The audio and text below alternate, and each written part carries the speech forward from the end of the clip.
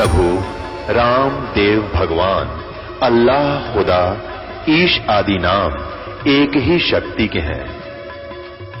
वो कैसा है, कहां है, कैसे मिलता है, किसने देखा है?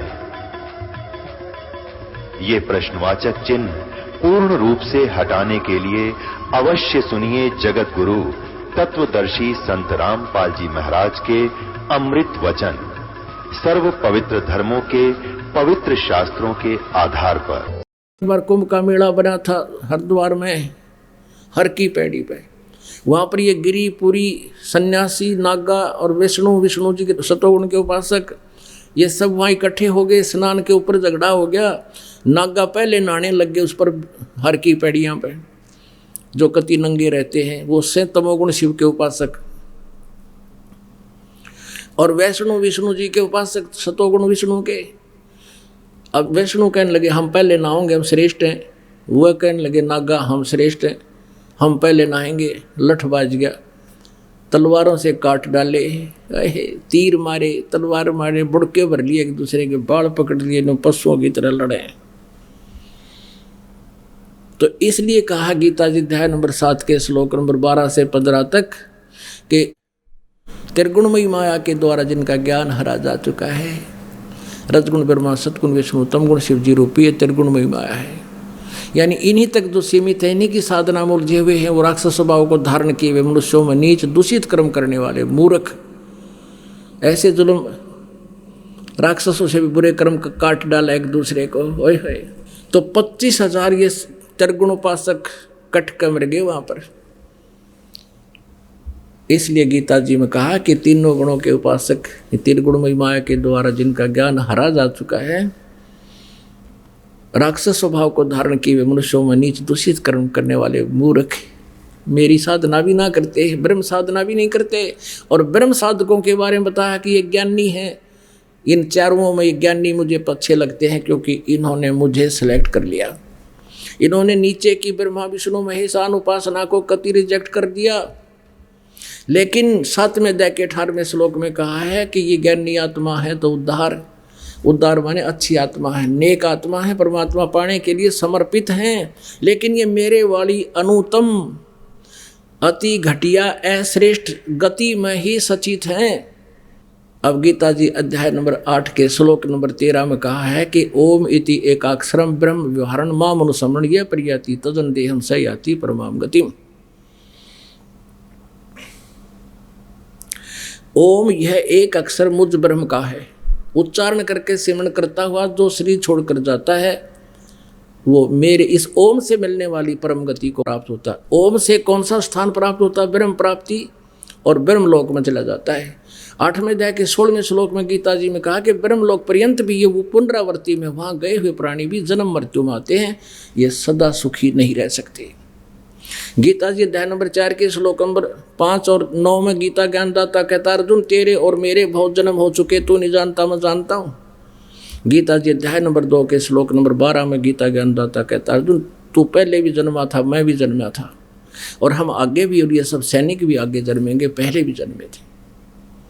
इससे सिद्ध है कि गीता ज्ञानदाता भी अविनाशी नहीं है, नाशवान है, इसकी जन्म मृत्यु होती है।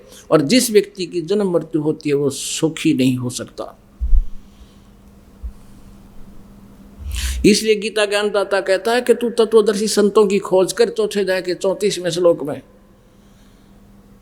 और फिर 15वें अध्याय में उसका प्रमाण बताया है प्रथम श्लोक में कि उसका क्या पहचान है। जो उल्टे लटके हुए संसार रूपी वृक्ष के विषय में सारा जानकारी देता है, सब विभाग बता देता है। सवेदवित, वो वेद के तात्पर्य को जानने वाला है, वो तत्वदर्शी संत। उसके पश्चात 4 श्लोक में कहा 15वें अध्याय के मैं कि उसके पश्चात परमेश्वर के उस परम पद की खोज करनी चाहिए जहाँ जाने के बाद साधक फिर लौटकर कभी नहीं आते। और जिस परमेश्वर ने सब ब्रह्मांडों की रचना की है, जिससे संसार रूपी वृक्ष की प्रवृत्ति विस्तार को प्राप्त हुई है, अर्थात जिसने सारे ब्रह्मांडों की रचना की है, और मैं उसी की शरण में हूँ, केवल उसी की पूजा करनी चाहिए। गीता ज्ञानदाता से कोई और है वो परम अक्षर ब्रह्म। इसलिए गीता जी अध्याय नंबर 18 के श्लोक नंबर 62 में कहा कि तू सर्व भाव से, यानी सब तरह से एक उसके प्रति आसक्त हो जा, प्रतिभरता पद पर पहुंच जा। उस परमेश्वर की शरण में जा सर्वभाव से, उसकी कृपा से तू परम शांति को और सनातन परम धाम को प्राप्त होगा। और इन अज्ञानियों ने गीता अनुवाद करते समय 7वें अध्याय के 18वें श्लोक में अनुत्तम का अर्थ कर दिया अति उत्तम। फूटे वाग मारे, इसे अनुवादक मिले हमने। चौथी कक्षा के बालक ने पूछ लिया, उत्तम माने श्रेष्ठ, अनुत्तम माने अश्रेष्ठ, घटिया। और ये मैं ऋषि को आगे अनर्थ कर डाले इन्होंने। एक चुनक नाम के ऋषि थे, वो ज्ञानी आत्मा, उन्होंने आन उपासना नहीं करी, केवल एक ब्रह्म की साधना करनी शुरू कर दी। ब्रह्म को सुप्रीम परमात्मा मान के ओम नाम का जाप और हठ योग किया हजारों वर्षों तक। अब इससे स्पष्ट है गीता जी अध्याय नंबर 11 के श्लोक नंबर 47-48 में गीता ज्ञानदाता कहता, अर्जुन ये है मेरा वास्तविक रूप, मैं काल हूँ। 11वें अध्याय के 32वें श्लोक में भी कहा है। और मेरे रूप की प्राप्ति यानी मेरे दर्शन तेरे से पहले किसी ने नहीं किए। ये आज मैंने कृपा करके तुझे ये दर्शन दिए। और मेरे इस रूप की प्राप्ति ना वेदों वर्णित विधि से, ना तप से, ना जप से, ना किसी क्रिया से नहीं हो सकती। इति सिद्धम वेदों वर्णित विधि से प्रभु प्राप्ति नहीं है, लेकिन इससे अन्य लाभ हो जाते हैं, सिद्धियाँ आ जाती हैं, ब्रह्मलोक प्राप्ति हो जाती है, वहाँ देव पद मिल जाता है और फिर 83 लाख योनियाँ मिल जाती हैं। जैसे आपको महावीर जैन जी की कथा कल इतिहास सुनाया था, दिखाया था, ये सत्य है। वो ब्रह्म साधना ही करते थे, मारीची जी अपने दादा जी ऋषभ देव जी से उपदेश लेकर, और उसकी ये दुर्गति हुई। तो ऐसे ही उनको भगवान तो मिले नहीं, चुनक ऋषि को सिद्धियाँ आ गई, आंडी पाक गए और अभिमान हो गया उनको। सभी उनके सामने थर थर कांपा करते थे। एक समय मानधाता चक्रवर्ती राजा था, पूरी पृथ्वी का शासक। उसने अपनी पूरी पृथ्वी के ऊपर एक अभियान छेड़ दिया, एक घोड़ा छोड़ दिया और उसके पीछे सैनिक भेज दिए कि जो भी इस घोड़े को पकड़े, उसमें लिख दिया, पंपलेट छाप गले में बांध दिया घोड़े के, कि जिस भी किसी नरेश ने, किसी छोटे नवाब राजा ने चक्रवर्ती राजा मानधाता की गुलामी मंजूर ना हो, जिसको पराधीनता स्वीकार ना हो, घोड़े को बांध ले और युद्ध के लिए तैयार हो जावे। राजा के पास 72 अक्षौणी सेना है, 72 करोड़ सेना है। सारी पृथ्वी पर घूम आए, किसी ने घोड़ा नहीं पकड़ा, अर्थात सभी ने मानधाता राजा की गुलामी पराधीनता स्वीकार कर ली। चुनक ऋषि बैठे थे, रास्ते पर कुटिया थी। जब वो घोड़ा, हजारों सैनिक साथ थे, अब काल ने रिमोट दबा दिया। पहले तो वो बम बना लिया, साधना करवा कर बम बनवा लिया काल ने, और फिर रिमोट दबा दिया। इसके हाथ में रिमोट है इनका नाश कराने के लिए। अब ऋषि जी ने सोचा, भाई ये कैसे आ रहे हैं सैनिक, पूछो इनसे। पूछा, भाई कौन हो, कहाँ से आए हो? उन्होंने सारी जानकारी दी। तो ऋषि ने पूछा, क्या तुम्हारे राजा में इतनी शक्ति है कि किसी ने युद्ध नहीं उठा? सैनिकों ने कहा, किसकी माँ ने दूध पिलाया है, बक्कल तार दे, राजा के पास 72 करोड़ सेना है, उसका मुंह तोड़ दे हम। अब ऋषि ने सोचा, भाई इनको अभिमान हो गया, ये अभिमान ठीक करना चाहिए। ऋषि कहने लगा, चुनक ऋषि के मैंने ये घोड़ा पकड़ लिया और युद्ध ओट लिया, स्वीकार कर लिया तुम्हारे राजा का। अब वो सैनिक सिपाही कहने लगे, रे कंगले तेरे दाने खाना नहीं है, और तू युद्ध ओटेगा मानधाता चक्रवर्ती राजा का, तेरी क्यों साथ बोल दे रही है? तू अपना माला फेर ले, चुपचाप अपना काम है वो कर। ऋषि जी क्यों पंगे में पांदे है तू? ऋषि जी कहने लगे, भाई मन ने यू घोड़ा पकड़ दिया और उठ लिया युद्ध, और कह दो तेरे राजा। राजा को जब पता चला, और फिर नमक मिर्च लगाई सैनिकों ने, मंत्रियों ने, कि राजन आज एक आदमी की हिम्मत पड़ी है, कल दूसरे की हो जाएगी।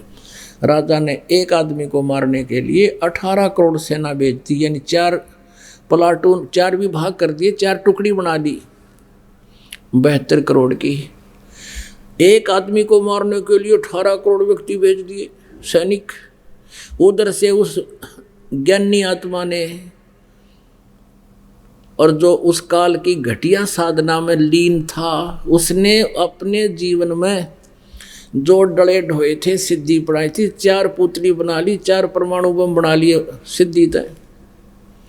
1 पुतली छोड़ दी, 1 परमाणु बम छोड़ दिया, 18 करोड़ सेना का नाश कर दिया उसने। राजा ने दूसरी टुकड़ी 18 करोड़ की भेजी, राजा ने, ऋषि ने दूसरी परमाणु बम छोड़ दिया। ऐसे 72 करोड़ सेना का नाश कर दिया उसे इस काल के पुजारी ने। अपने आत्माओं परमात्मा कहते हैं 72 अक्षौणी क्षय करी, चुनक ऋषि स्वर एक, ये दे धारे जोरा फिरे हैं सभी काल के बेखे। ओए होए, कहते हैं जिनको ऋषिवर कहे थे, उस ऋषिवर चुनक ने, ऋषि माने वर माने श्रेष्ठ, ऋषियों में श्रेष्ठ चुनक ऋषि ने 72 करोड़ सेना का नाश कर दिया। 72 अक्षौणी खा गया वो चुनक ऋषि स्वर एक, और दे धारे या मौत फिरे, ये सभी काल के भेख है। ये चलती फिरती मौत ऋषि को आवे, ये तो चलती फिरती मौत है, आग है, ये तो एटम बम थे। ये संत किसे थे? पुण्यात्माओं कहते हैं ये ब्रह्म के साधक, ये काल के भेख हैं ये। अब इसलिए गीता ज्ञानदाता कहता है कि ये ज्ञानी आत्मा है तो समर्पित, लेकिन मेरे वाली घटिया साधना गति में ही लीन रहे। अब न्यों बताइए घटिया, अब क्या होगा इस ऋषि के साथ? अब चाहे तो कोई हथियार तो मार दे किसी ने, और चाहे कोई जंतर मंत्र क्रिया करके किसी की हत्या कर दे, दोनों को दोष बराबर है। अब इसका केस सिर खोजावा था, बैठा अपना माला फेरा भक्ति कर रहा था, टाइम पास बढ़िया हो रहा था, ले लिया पंगा, काल ने जवाब दिया इसका नाश भी तो कराना है। ये ऐसे हमारा नाश करवाता है, हमें भ्रमित किए हुए। अब इस ऋषि ने 72 करोड़ आदमी मार दिए बेमतलब बकवास करके। अब क्या होगा? जब तक इसकी ओम नाम की भक्ति रहेगी, ये कमाई इसने जोड़ ली, ब्रह्मलोक में जाओगा और वहाँ भी देवता बन जाएगा, हजारों युगों तक रहेगा वहाँ पर। उसके बाद इसने हठ योग किया, वो तप बन गया, फिर भी पृथ्वी पर आकर राजा बनेगा, राजा बनकर नरे कर्म फोड़ेगा, नरे पाप कमाओगा, फिर बनेगा कुत्ता।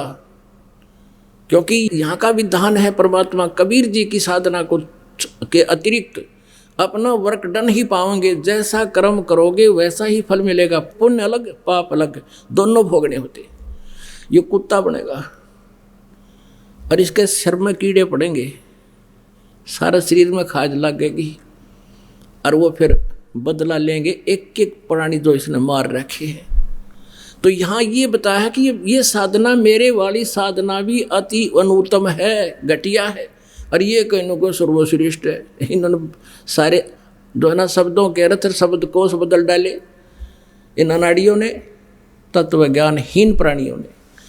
कहते हैं मोती मुक्ता दर्शत नाही, ये जग है सब अंदरे, दिखत के तो नैन चश्म, इनका फेरा मोतिया बंदरे। भजन करो उस रब का जो दाता है कुल सब का। भजन करो उस रब का जो दाता है कुल सब का, वो कबीर परमेश्वर है, और वही आपका पाप नाश करेगा और आपको जन्म मृत्यु के रोग से छुटवाएगा। अमर करूं सतलोक पठाऊं, ताते बंदी छोड़ कहाऊं, बोलो सतगुरुदेव।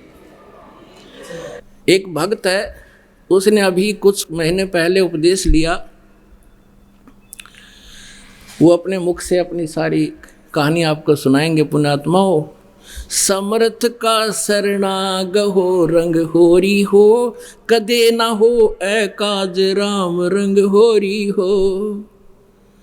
इनका एक छोटा सा बच्चा 10-12 वर्ष का और 1100 वाट के तार से टच हो गया। इसका जख्म है इतना, 2 अंगुल पूरी आ जा, और पैर का अंगूठा जल गया, आर पार निकल गई बिजली। इस बच्चे ने बताया कि ये इस दास के रूप में कबीर परमेश्वर पहुंचे। वहाँ पर इस बच्चे का हाथ पकड़कर इन्होंने खींच लिया उस बिजली से, और ऊपरली मंजिल पर था, उस पे छज्जे पे सुला दिया स्लैब के ऊपर। काफ़ी देर बातें करी। इसने कहा गुरुजी कहाँ जा रहे हो बेटा? मैं तेरे साथ हूँ, कहीं नहीं जाता।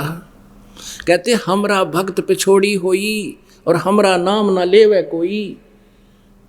अब ये वास्तव में क्या है? अब ये कथा आपको सुना रहा है, उन्होंने लिख कर दे रखी है, आपको पढ़ के सुनाते हैं। मैं भक्त सुरेश दास पुत्र श्री चांद राम निवासी गांव दनाना जिला सोनीपत और फिलहाल शास्त्री नगर रोहतक हरियाणा में रहता हूँ।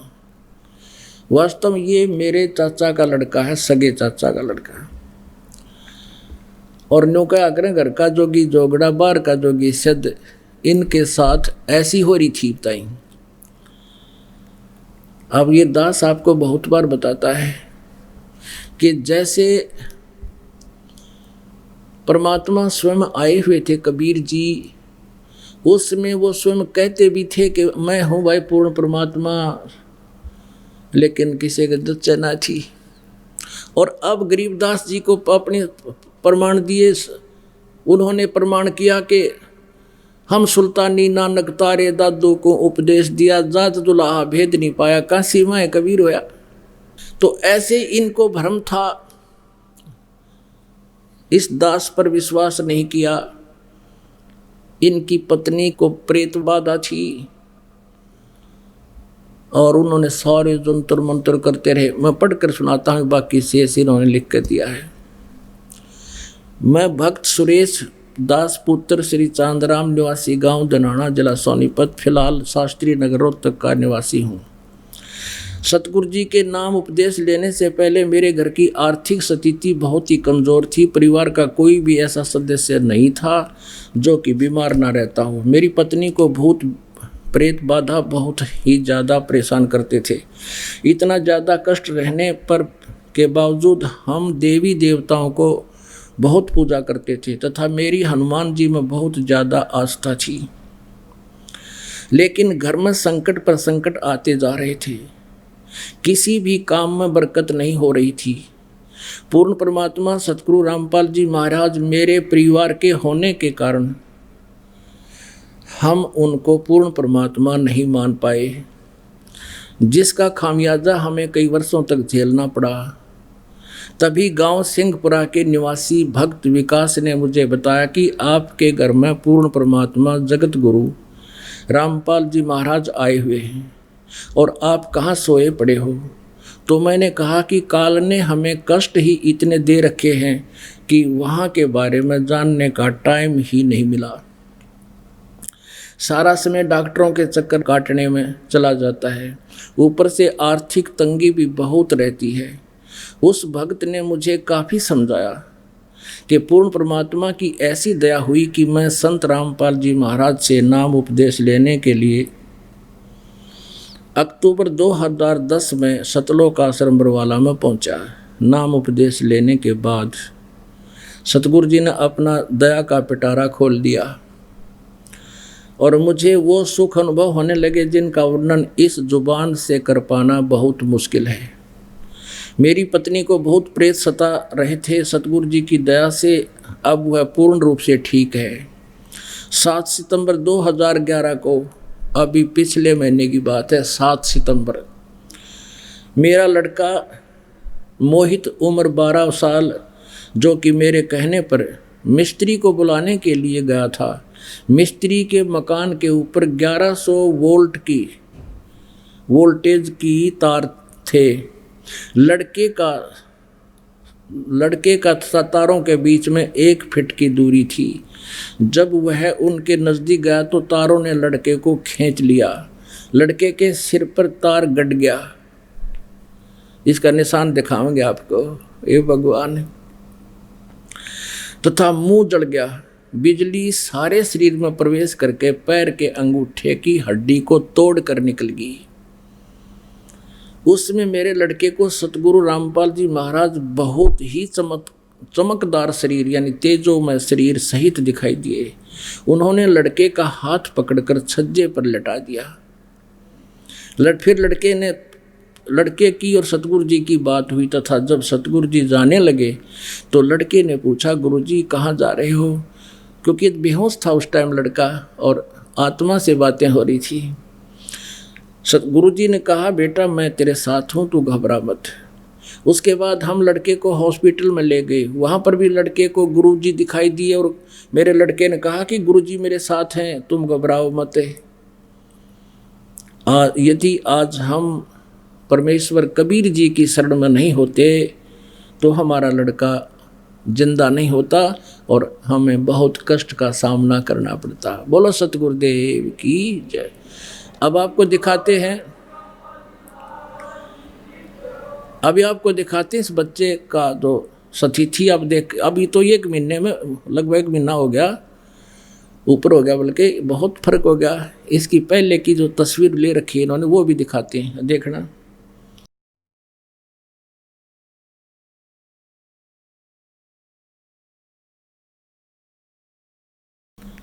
दिखा भाई, इनको बुला इधर। बोलो सतगुरुदेव की जय। मंदिर छोड़ सतगुरु रामपाल जी महाराज की जय। मैं किसी मिस्त्री के पास गया हुआ था, फर्नीचर वाले मिस्त्री के पास गया हुआ था, तो उसके ऊपर से 11,000 वोल्टेज के तार गए हुए थे। तो मेरी मम्मी बोली तार मोई तार ऊपर, मैं से देखने लगा तो ओ बिजली ने मैं खींच लिया 1.5 फुट ऊपर से। ये सिर देखा नीचे न करके देख, ये निशान पड़ रहा है लड़के का, ये नीचा कर गर्दन थोड़ी सी, ये देख उतर जाएगा वो। ओए होए होए, ये बंदी छोड़। ये तो 1 महीने के बाद ये सतीथी 2 उंगल पूरी आ जाए ना, इतना खड्डा था इस बच्चे का। पैर का अंगूठा देखो इसका है। अब तो ये बहुत ठीक हो गया ना, कति कंडेम होया पड़ा था उस दिन। अपने आत्माओं समर्थ का शरणाग हो, रंग होरी हो, कदे न हो ऐ काज राम रंग होरी हो। हमरा भक्त पे छोड़ी होई, तुम्हारा नाम ना लेवे कोई। परमात्मा कहते जब हमारे भक्ता पर आपत्ति आ गई तो हमारा नाम कौन लेगा। अब ये जो मैंने पढ़कर सुनाया है, ये भक्त सुरेश है, मेरे सगे चाचा का लड़का है। और वही बात है, घर का जोगी जोगड़ा, बाहर का जोगी सदे। ये तो परमात्मा कहते हैं, मैं रो तू सृष्टि को, सृष्टि रोवे मोहे। गरीबदास इस वियोग को समझ नहीं सकता कोई। अब क्या स्थिति थी इनकी। इसकी माता भी आई हुई है लड़के की यहाँ पर। उस दिन आई, इसमें 40 किलो वजन था और आज पहलवान कैसी हो रही है। नाम लिए 5-6 साल पर नाम लिया हुआ है, सारी बाधाएं दूर होगी, सब चिंताएं मिट गई। तो पुण्यात्माओं, ये समर्थ की ओट है। दुख द्वंद उपादम जीव बंधे, समर्थ की नहीं उपासा है।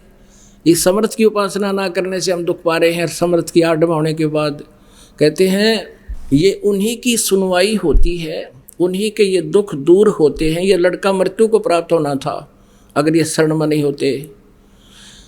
कहते हैं पति भरता जमी पर जो जो धर है पाँव, समर्थ झाड़ू देते है ना काटा लग जावे।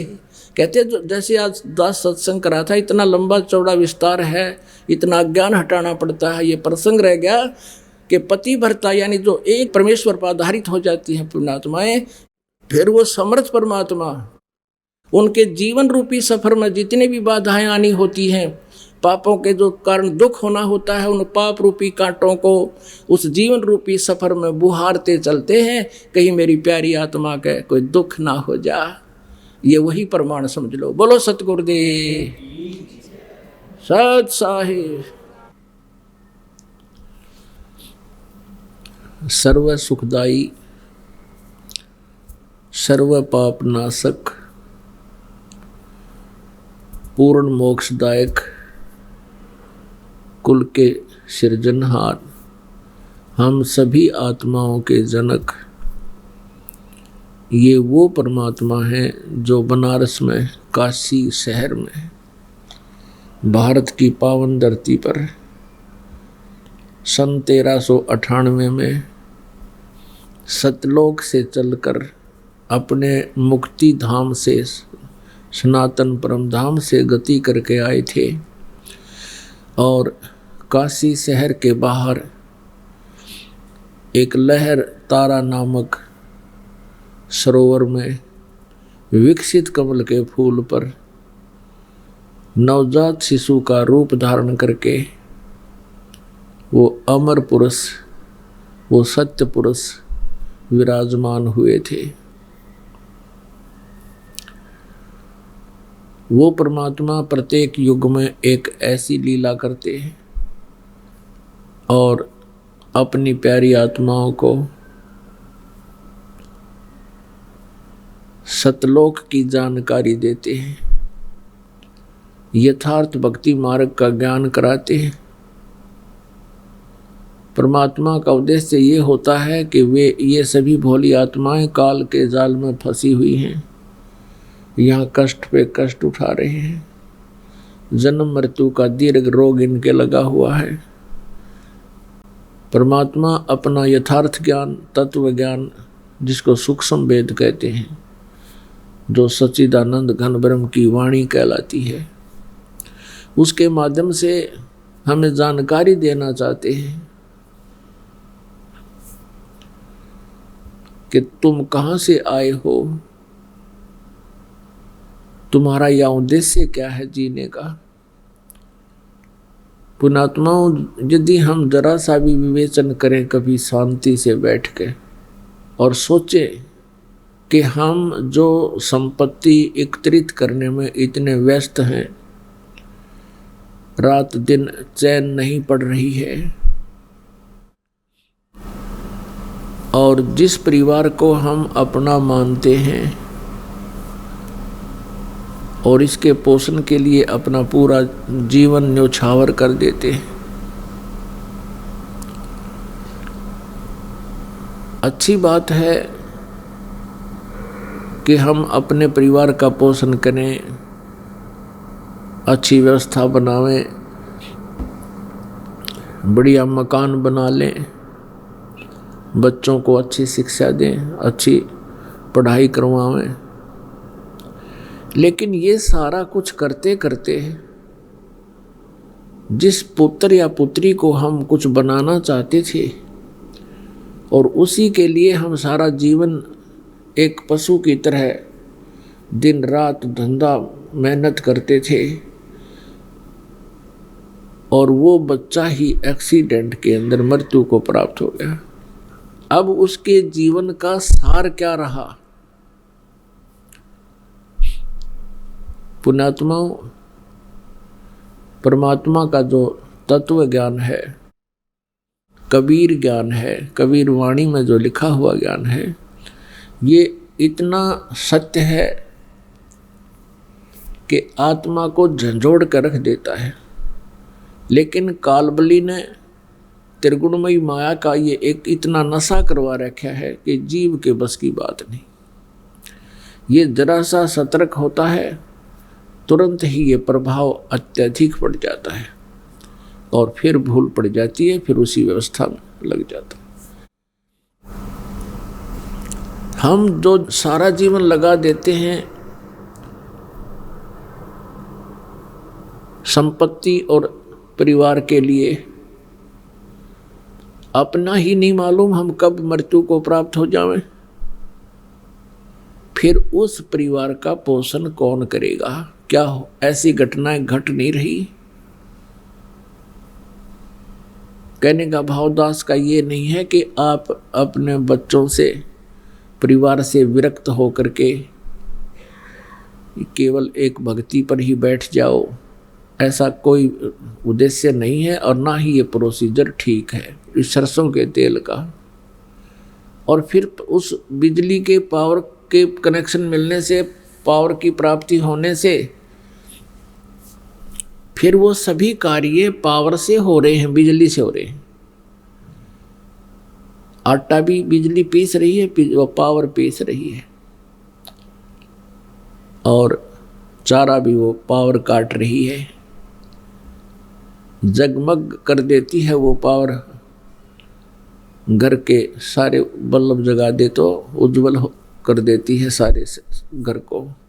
तो अब हम जो अपने आप प्रयत्न से जो जितना हम कर रहे थे उससे कई गुना वो काम कर देती है। जैसे हाथ से चारा काटा करते थे और फिर बटन दबा दे पावर का, कट कट कट कट करके, जो हम 2 घंटे में काम करा करते वो 10 मिनट में कर दे। तो पुण्यात्माओं, जिन परिवार के पोषण को ये अनिवार्य है, परिवार का पोषण भी,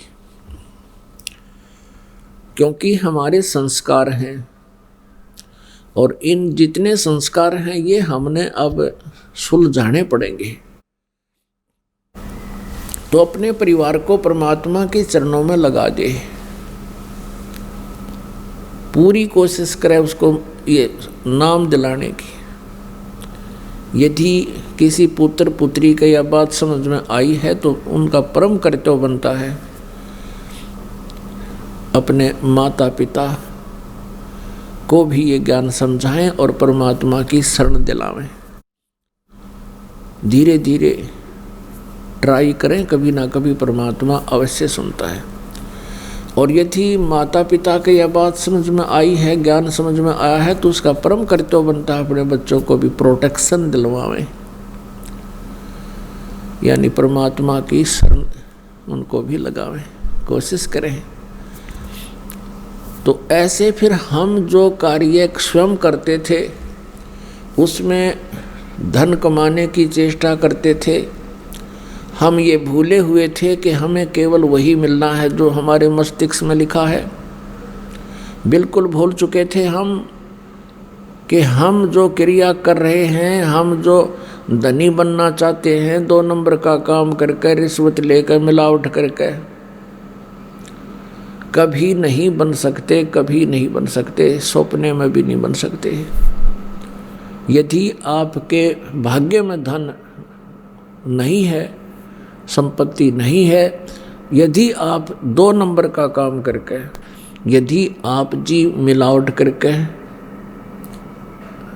रिश्वत लेके, चोरी करके, डाके मार के या कोई और दूसरे तरीके से आप धन इकट्ठा करने का प्रयत्न भी करते हो, तो वो धन आपके पास नहीं रहेगा, क्योंकि आपके किस्मत में, भाग्य में नहीं है।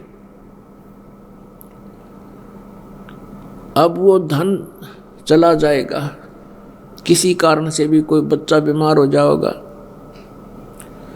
या कोई पशु की मृत्यु हो जाएगी या कोई व्यवसाय में ऐसा घाटा होगा कि वो पैसे भी लग जाएंगे और भी कर्जा बन जाएगा। तो पुण्यात्माओं, जिस समय हमें ये दृढ़ विश्वास हो जाएगा कि हम जो धनी बनना चाहते हैं दूसरे तरीके से और हमारे भाग्य में नहीं है, तो वो नहीं रहेगा। और यदि आपकी किस्मत में है, आपके प्रारब्ध में लिखा हुआ है, आप नेक नीति से जो भी आपका व्यवसाय है वो करते रहिए, वो तो आपको मिलेगा ही मिलेगा। पुण्यात्मा, जिसमें आप परमेश्वर कबीर देव जी की शरण में आ जाओगे इस दास के माध्यम से, फिर आपके भाग्य में जो वस्तु ना होगी और आपके लिए आवश्यक होगी, वो कबीर देव, कबीर समर्थ परमात्मा है, वो आपके प्रारब्ध को पुनः लिख सकता है। सतगुरु हाथ लेखनी सब बहियां, सतगुरु जो चाहे सो कर ही। गरीबदास साहिब, आदरणीय गरीबदास साहिब जी परमेश्वर कबीर जी की महिमा से, उस परम अक्षर ब्रह्म की शक्ति से परिचित होने के उपरांत अपनी अमृतवाणी में उस कबीर परमेश्वर का एफिडेविट दे रहे हैं कि वो इतने समर्थ हैं। सतगुरु जो चाहे सो कर ही,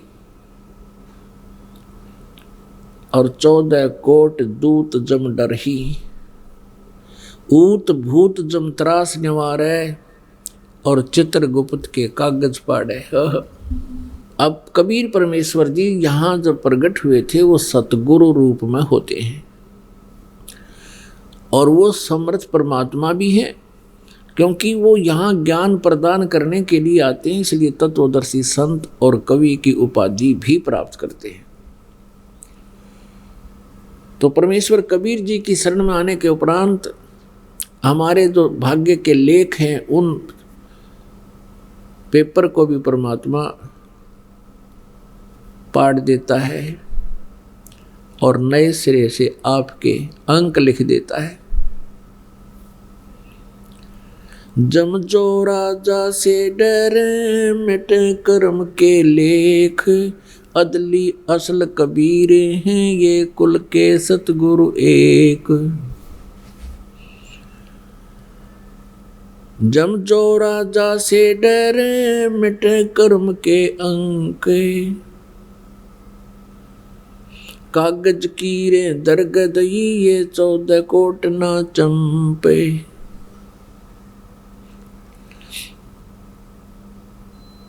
अब जैसे आप जी अपने तरीके से धनी बनना चाहते थे, नहीं बन पा रहे थे। कौन नहीं चाहता कि मेरे पास कार हो, कौन नहीं चाहता मेरे पास बड़ी कोठी हो, कौन नहीं चाहता कि मेरे पास घना धन हो, पर कितनों के पास है ये व्यवस्था। और सभी पूरा प्रयत्न करते हैं दिन रात। एक व्यक्ति सुबह से लेकर शाम तक बहुत मेहनत मजदूरी करता है और उसको सारा दिन में 100, 150, 200 रुपये प्राप्त होते हैं। और एक व्यक्ति शारीरिक काम भी नहीं करता है और वो एक दिन में लगभग कई तो 1-1 लाख रुपए कमाते हैं डेली। तो ऐसा क्यों है? क्योंकि उनके प्रारब्ध में जो लिखा है उनको मिल रहा है। आपके प्रारब्ध में ऐसा ही है तो आपको उतना ही धन प्राप्त होगा। अब दास का जो उद्देश्य आपको समझाने का, ये परमात्मा का तत्व ज्ञान समझाने का, यहाँ पर 2 पहलू बन जाते हैं। एक तो ये है कि आप जी स्वयं प्रयत्न कर रहे हो, वो कार्य बहुत धीमी गति से आपका हो रहा है, और यदि आप कनेक्शन ले लेते हो तो वही कार्य उस पावर से, बिजली से कटाकट होगा, फटाफट होगा। ऐसे ही आप जी जब नाम उपदेश ले लोगे तो आप जो नहीं कर सकते थे जिस काम को, उसको भगवान की शक्ति करेगी, परमात्मा करेंगे और आपको बहुत सहयोग मिलेगा। परमात्मा की शरण ना लेकर के हम केवल अपने प्रारब्ध को ही घसीट रहे होते हैं। अब हम भक्ति करें और परमात्मा से डरें, आपके बच्चे भी सुखी रहेंगे और परमात्मा चाहेंगे आपके बच्चों को भी प्रोटेक्शन देंगे। जैसे कल आपको उदाहरण दिया था, एक मोहित नाम का बच्चा 12 वर्ष की उम्र का, अभी 1 वर्ष उनको उपदेश लिए हुआ है, लेकिन वो पहले सब पूजाएं करके थक चुके थे, दुर्गति ज्यों की त्यों थी। उनको जब यहाँ उपदेश मिला तो मिलते ही उनको परमात्मा ने बिना गिनती के सुख देती शुरू कर दिए। क्योंकि जो व्यक्ति दुखी होता है वो परमात्मा को हृदय से पुकारता है, और वो ये भी सोच चुके थे कि और पूजाएं हम नहीं करेंगे, चाहे मरें चाहे जीवें। तो तब परमात्मा जब हम पति भर्ता पद पर आ जाते हैं तब हमारी सुनना शुरू करता है। हम प्रथम तो आते हैं क्योंकि ज्ञान नया, फिर भगवान नया, फिर हम वो पिछले रंग में घने रंगे हुए होते हैं, पूजाएं सब क्रियाएं वह छूटती नहीं, तो हम कुछ दिन तो डबल माइंडेड रहते हैं। जिसी कारण से आप जी को यहाँ से लाभ देर से प्रारंभ होते हैं मिलने। और कहते हैं सतगुरु के दरबार में कमी काहे की ना, हंसा मौज नहीं पावता तेरी चूक चाकरी में। इस सच्चे दरबार में, कबीर परमात्मा के दरबार में इम्पॉसिबल वर्ड नहीं है। परमात्मा की शब्द कोश में, कबीर परमेश्वर के शब्द कोश में असंभव शब्द नहीं है, ये वो समर्थ शक्ति है। लेकिन हम उससे लाभ नहीं प्राप्त कर पा रहे हैं, तो आपकी चूक चाकरी में, आपकी कोई सेवा शुश्रूषा में कमी है, आपके हृदय में दृढ़ता नहीं आई है, आप पतिव्रता पद पर नहीं पहुंचे हो। पतिव्रता पद क्या होता है कि एक इष्ट की अतिरिक्त किसी से भी सपने में भी इच्छा कोई सुख की नहीं करे, कोई डिमांड ना हो, केवल एक कबीर परमात्मा की आस रखे। जैसे हम आपको मंत्र तो सभी देवों का देते हैं, लेकिन उनसे नहीं मांगे कुछ भी, उनकी तो मजदूरी है, उनका जमा कराओ पार होंगे। और कुछ मांगना है अपने मालिक कबीर परमात्मा से मांगेंगे, वो सबका दाता है, कुल का धनी है, वो तीनों लोकों में प्रवेश करके सबका धारण पोषण करने वाला वही परमेश्वर कबीर साहब है। तो उस बच्चे को 11,000 वोल्टेज के तार से उसका सिर टच हो गया और 2 उंगल ऐसे खड़ी आ जाओ, इतना जख्म सिर के अंदर, सारे शरीर से बिजली पार करके और पैर के अंदर से गुजर गई, पैर का अंगूठा भी जल गया। कहते हैं पहुंचूंगा क्षण एक में जन अपने के हेत, और एरना कुश उदर उदारिया मन रावण मारा खेत। कबीर परमात्मा कहते हैं जब श्री रामचंद्र जी और थक लिए थे, रावण नहीं मरा था, गर्दन काटे थे फिर फूट आवे थी। कहते हैं जब कोई भी, यहाँ ये तो जीव संज्ञा में है, श्री राम श्री कृष्ण विष्णु ये भी जीव हैं आप जैसे, लेकिन हमसे श्रेष्ठ हैं, इसलिए इनको यहाँ एक कंट्रोलर बना दिया, यहाँ का अच्छा पद दे दिया। जैसे कोई अच्छा बच्चा इंटेलिजेंट है, अच्छी शिक्षा ग्रहण कर लेता, वो IAS कर लिया तो वो ऑटोमेटिकली DC पोस्ट पर लगेगा, लेकिन है वो आदमी है, सिंपल मैन है। तो इसी प्रकार जब इनके ऊपर भी आपदाएं आती हैं तो ये भी परमात्मा को याद करते हैं। और हम सभी आत्मा कबीर देव की हैं, सतपुरुष की हैं, ब्रह्मा भी, विष्णु जी भी, शिव जी भी सारे। तो उस परमात्मा यानी पिता को अपने सभी बच्चों का एक जैसा कष्ट महसूस होता है। तो यहाँ बताते हैं पहुँचूंगा क्षण एक में, एक अक्षर में पहुँच जाता हूँ। जैसे वेद बताते हैं वो परमात्मा बहुत गतिशील पदार्थ की तरह है, हमारे आध्यात्मिक यज्ञों में उपस्थित हो जाए, विराजमान हो जाते हैं। तो ऐसे वो एकदम परमात्मा इस दास के रूप में सेकंड के अंदर वहाँ पहुँचे हैं और उस बच्चे को बिजली से यानी काल से छुड़वा लिया। तो पुण्यात्माओं ऐसे ही आप जी को भी लाभ मिलेंगे। लेकिन हम बार बार कहते हैं और पुस्तक के अंदर सबसे पहले हमने यही जो है ना विचार दिए हैं कि इन सभी नियमों को अच्छी तरह ग्रहण करो, इनका पालन करो। मर्यादा तोड़ देने वाले प्राणी से परमात्मा प्रसन्न नहीं होता। 100 वर्ष सतगुरु पूजा, एक दिन आन उपासी, वो अपराधी आत्मा फिर पड़ा काल की फांसी। ये जो नियम आपको बताए गए हैं ये इतने कंपलसरी हैं, जैसे सीता जी को कह दिया गया था कि तू इस रेखा से बाहर ना आना, जो रेखा खींच दी गई थी कुटिया के चारों तरफ जब वो वनवास में थे। और वो दोनों भाई मृग के पीछे चले गए थे। पीछे से रावण आया था एक साधु वेश बना के और कहा था माई भिक्षा घाल, भिक्षा डालो। सीता ने कहा यहाँ आके ले जाओ महात्मा, भिक्षा ले लो। और जो ही वो अंदर की तरफ चला तो उस रेखा से एक इतनी भयंकर लपट निकली, रावण 10 कदम पीछे गया भाग के, नहीं तो जल जाता सारा।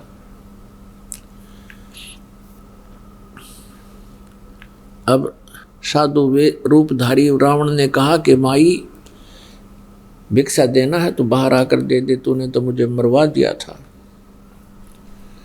अब सीता ने अपनी सोच से सोचा कि क्या फर्क पड़ता है, महात्मा है 2 सेकंड लगाऊंगी, अभी जाती हूं और आटा डालकर वापस आ जाऊंगी।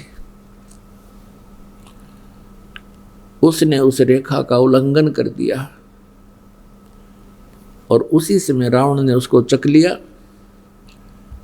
और चक के उठा के फिर नौलखा बाग में पटक दिया, वहां को बंदी बनाया। अपने आत्माओं, हम ऐसे सीता जैसे विचारों के हो जाते हैं, दयालु हो जाते हैं। हम परमात्मा की उस रेखा का ध्यान नहीं रखते, नियमों का पालन ना करने से हम फिर से काल अटैक कर जाता है। जब लग हंसा हमारी आना, काल लगनो तेरा बाणा। जब तक हंस हमारी आन में रहेगा, आन मीन मर्यादा, तो परमात्मा ने कहा था कि हे काल, उस हंस आत्मा पर तेरा तीर नहीं लगेगा, तेरा बाण नहीं लग सकता। तो ऐसे ये जो अब सीता ने तो जरा सी सोची थी कि फर्क पड़ा है, अब पड़ गया फर्क। अपनी बिरान माटी करवाई और लाखों करोड़ों व्यक्ति मरवाए और लक्ष्मण और राम रुआए। तो पुण्यात्माओं, ये जो मर्यादा आपको दी गई है, ये लक्ष्मण रेखा समझ लेना।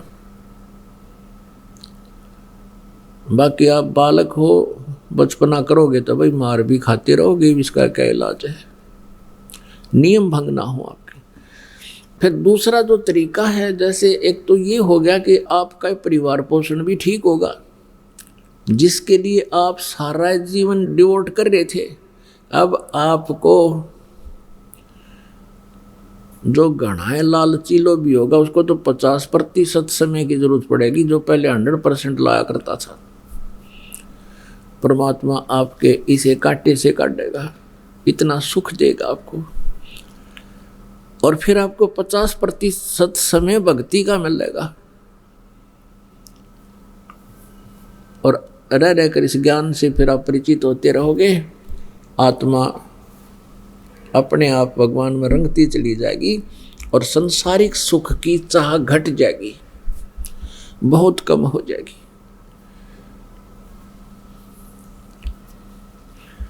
इसलिए परमात्मा क्या बताते हैं, एक तो आप जो अपने सतर से साधना करते थे, जैसे कोई भगवान विष्णु जी की पूजा करता है, कोई श्री राम की पूजा करता है, कोई देवी देवताओं की पूजा करता है, उनसे जो लाभ होता है, जैसे कोई ब्रह्म की पूजा करता है, ब्रह्म से आगे तो कोई जाने नहीं था, और ब्रह्म तो बहुत निम्न सतर की शक्ति है उस परम अक्षर ब्रह्म के सामने। तो हम जो पूजाएं किया करते थे, उन पूजाओं से हम निर्धन हो गए थे। किस प्रकार हो गए थे? हम शास्त्र विधि त्याग का मनमाना आचरण करते थे, और फिर साथ में हम उन देवों की पूजा करते थे जो हमें कोई विशेष लाभ नहीं दे सकते, जिनकी पूजा करने से हमारा गुजारा भी मुश्किल से होता था। कैसे? जैसे हमने इन भगवानों के चलाए हुए इन छोटे मोटे जो साधनाएं हैं, उनके आधार से जैसे कहीं भंडारे कर दिए, कहीं पक्षियों को दाने डाल दिए, और कहीं पर धर्मशाला बनवा दी, कहीं पर प्याऊ बनवा दी। ये साधनाएं जो थी, ये जो धार्मिक अनुष्ठान जो किया करते थे, ये तो ऐसे थे। कैसे? ऊंची थलियां खेती बोवे, ये भूल गए निज डेरे नू। ऊंची थलियां खेती बोवे, ये भूल गए निज डेरे नू। अब क्या बताते हैं कि जैसे ऊंची थली होती हैं, ऊंचे ऊंचे टिब्बे, आप जी पूर्ण परमात्मा की महिमा से अपरिचित होकर के, तत्व ज्ञान के अभाव से, परम अक्षर ब्रह्म की भक्ति ना करके आप आन उपासना रूपी खेती कर रहे हो, और वो भी कहाँ कर रहे हो? ऊंचे टीलों पर, टिब्बों पर, थलियों पर, जहाँ पर कभी वर्षा होगी तो बीज डाल दिया, दोबारा वर्षा ना हुई तो बिल्कुल नहीं पकेगा, कुछ भी नहीं मिलेगा। दोबारा वर्षा हो भी गई कभी प्रभु की कृपा से तो 1 एकड़ में मुश्किल से 2 मन कणक निकलेगी। और वही जमीन जो समतल डहर जमीन बोली जाती है, पृथ्वी डहर, डहर वो सतल होता है जो बहुत समतल होता है, नीचा होता है और उपजाऊ होता है। तो उस डहर के अंदर गेहूं बीज देने से वो लगभग 60-70 मन गेहूं देता है, फसल देता है। तो पुण्यात्माओं, परमात्मा ने हमें आकर के ये बताया है कि तुम ऊंची थलियां खेती बोए, भूल गए निज डेरे नू। अब तुम जो साधना कर रहे हो, ये तो ऊंची थलियों पर खेती बीज के तुम धनी बनना चाहते हो, कभी नहीं हो सकती। अपने डहर को भूल गए हो। अपने वेदों में, गीता जी में, सभी में प्रमाण है, और परमात्मा की अमर वाणी में यही लिखा है कि उस परम अक्षर ब्रह्म की साधना से आपको सर्व सुख होंगे। आप जी की प्रारब्ध में जो दुख होंगे उनका भी वो निवारण करेंगे, और उनकी भक्ति से आपको बहुत लाभ होगा, अत्यधिक लाभ होगा। तो उसको भूल रहे थे हम। परमात्मा उसी अपनी डहर को, यानी अपनी महिमा को हमें बताने के लिए आए कि बच्चों तुम ये साधना करो, ये फसल बो, इस स्थान पर बो, फिर देखना आप कितने शीघ्र धनी होते हो। पुण्यात्माओं, परम अक्षर ब्रह्म की साधना, अब जैसे आप जी को उदाहरण दिया था कि जैसे एक मजदूर सारा दिन में 200 रुपये लेता है और कठिन प्रयत्न करता है। एक व्यक्ति प्रतिदिन लगभग ऐसे भी हैं जो 1 लाख रुपए प्रतिदिन कमाई कर रहे हैं, मजदूरी कर रहे हैं, बिजनेसमैन हैं। तो वो अपने आप सेठ होंगे, धनी होंगे, जिनकी प्रतिदिन की 1 लाख की कमाई होगी। ठीक इसी प्रकार जैसे ओम नाम जो है ये शास्त्र अनुकूल साधना प्रारंभ है, और ओम नाम का इस काल ने मिसगाइड कर दिया। गीता जी अध्याय नंबर 8 के श्लोक नंबर 13 में कहा है, ओम इति एकाक्षरम ब्रह्म व्यवहारण माम अनुसमरण ये परियाति तजंदेहम सयाति परमाम गति। गीता ज्ञान दाता ये ब्रह्म है, श्री कृष्ण जी में प्रवेश करके ये बोल रहा है। ये कह रहा है कि मुझ ब्रह्म का केवल एक ओम अक्षर है। उच्चारण करके सिमरण करने का, उच्चारण करके सिमरण करता हुआ ये परियाति तजंदेहम, जो अंतिम सांस तक, शरीर छोड़कर जाते समय तक ये सिमरण करता हुआ जाता है, सयाति परमाम गतिम, वो ब्रह्म से मिलने वाली परम गति यानी ब्रह्मलोक को प्राप्त होता है, जो ओम नाम के जाप से प्राप्त होती है। तो यहाँ क्या बता दिया इसने कि ओम नाम का जाप उच्चारण करके करो। आप जी ने भी देखा होगा, ये ओम नाम सबसे बड़ा, इससे बड़ा ना कोई। ये गीत गावड़िए ये कैसे जाप किया करते थे, ओम ओम ओम ओम ओम ओम ओम ओम, तो ये ऐसे उच्चारण करके करते थे, कोई मन मन में करते थे। अब पुण्यात्मा, जैसे हम मौखिक जाप करते हैं, 1000 बार आप मौखिक जाप करेंगे और 1 बार मानसिक जाप करोगे, वो 1 बार मानसिक जाप किया हुआ 1000 मौखिक जाप से ज़्यादा कीमत रखता है। उसकी वैल्यू ज़्यादा है। और यदि आप श्वास के साथ सुमन एक बार करोगे तो 1000 मानसिक जाप का लाभ आपको मिलेगा। 1000 गुणा में 1000 लगभग 10 लाख हो गए। 10 लाख हो गए। तो श्वास उस श्वास से जो विधि कबीर परमेश्वर ने आकर बताई है ये साधना, और वो निज मंत्र बताए हैं, इनका जो विधिवत का अर्थ है मर्यादा में रहते हुए परम संत से उपदेश ले जो अधिकारी हो, उसके बाद फिर ये प्रयत्न करे, सुमन करे।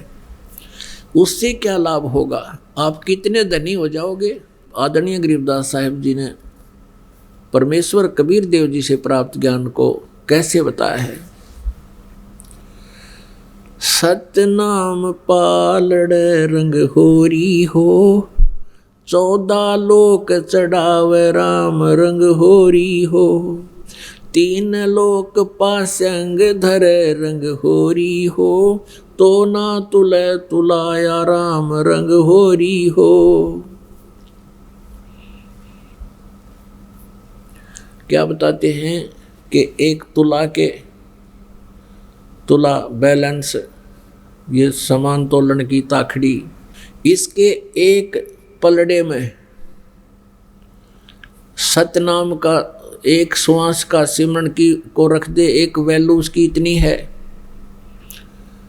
और दूसरी तरफ कहते हैं एक ब्रह्मांड में 14 लोक हैं और 3 लोक उन न्यारे हैं। इन 14 लोक को एक तरफ रख दे और पृथ्वी लोक और पाताल लोक और ये स्वर्ग लोक, इन तीनों लोकों को पासंग रख दे। पासंग, अब पासंग के, क्योंकि आजकल आप तो जो बच्चे हैं इनको पता नहीं, परमात्मा की वाणी गरीबदास साहिब जी एक किसान थे, अनएजुकेटेड थे, और अक्षेत्र के अंदर जहाँ वो रह रहे थे उन्होंने उन्हीं लोगों को समझाना था। इसलिए उन्होंने, वैसे तो सर्वज्ञ थे, सारी भाषाओं से परिचित थे, इनमें सब भाषाओं का समावेश किया अपनी वाणी में, तो उसमें सिंपल भाषा प्रयोग की है। तो जैसे, तो इसलिए उनको आप जी अब नहीं समझ सकते थे। इस दास के ऊपर मेहर करी कि हमारा जन्म भी उसी समय से हुआ है कि हमें वो सारे देसी शब्द याद हैं, अपने स्वदेशी लोकल शब्द याद हैं, और इस वाणी को इसलिए हम समझ पा रहे हैं। यदि इस वाणी को अब वर्तमान के 10, 15, 20 साल से जन्मे बच्चे पढ़ रहे थे, इनका कुछ भी याद ना हो, ये समझ नहीं सके इसमें लिखा की है। जैसे बहुत से देसी शब्द हैं इसके अंदर, तो इसलिए पासिंग शब्द इन बालका का याद भी ना होगा, बच्चा ने पासिंग क्या न कहे।